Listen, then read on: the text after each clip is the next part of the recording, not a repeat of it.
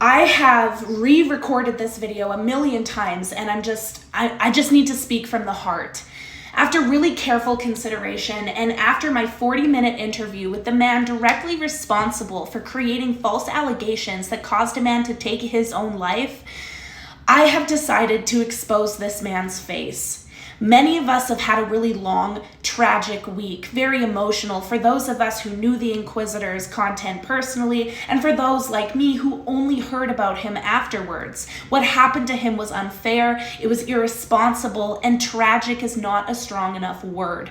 An adult man conspired and coerced a minor to lie about her age to entrap an adult into inappropriate conversations with said minor. And when this adult turned down this minor, fully thinking that she was a grown-up, they decided to lie and allow other TikTok creators like Keegan's Mask to spread the news and the allegation that he was a child toucher.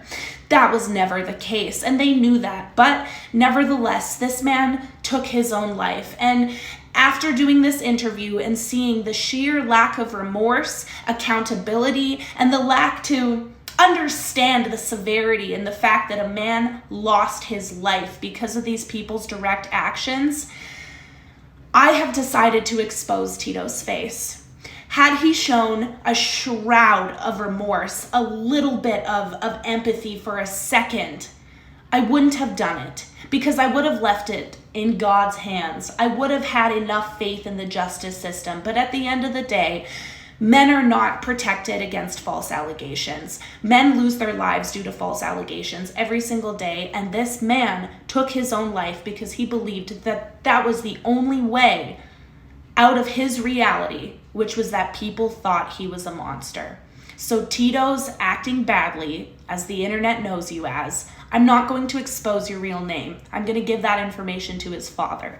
Everything I have on you and your co-conspirators will be sent to his father, because his father and his family and his fans and him, the Inquisitor, deserve justice. And you don't get to sit behind a silly fucking costume and act like you did nothing wrong and put all the blame on a minor and take no accountability. So ladies and gentlemen, I present you 2023's most evil and despicable man. I know many of you are going to be asking whether or not I could be facing legal repercussions for showing his face, and I assure you I cannot. It is not doxing because this photo was never private. It was something that was posted publicly. He is overage, and let's be honest, he's an absolutely despicable Neanderthal. When I first looked at your face, I had a hard time imagining how somebody so young, somebody seemingly to be a baby, was capable of doing something so heinous and showing absolutely no remorse from it. But then I was reminded of the fact that you're not a typical human being. You're not a typical young kid. I think you're a sociopath. How you can do what you did and show absolutely no remorse is the most despicable and just disheartening, inhumane thing I have ever witnessed.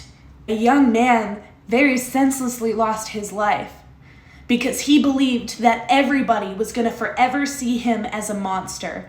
All because one man felt jealous and insecure over some TikTok clout. It's not about what you did, it's about how you react to it.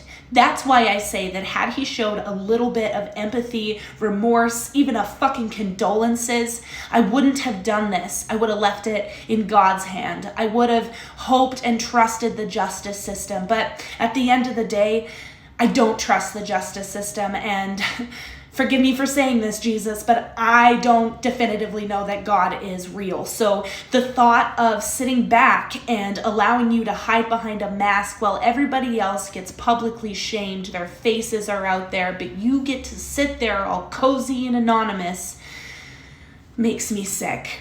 And if I have to explain this to God when I make it to the pearly gates, I have no problem doing that. I own this choice. Thank you.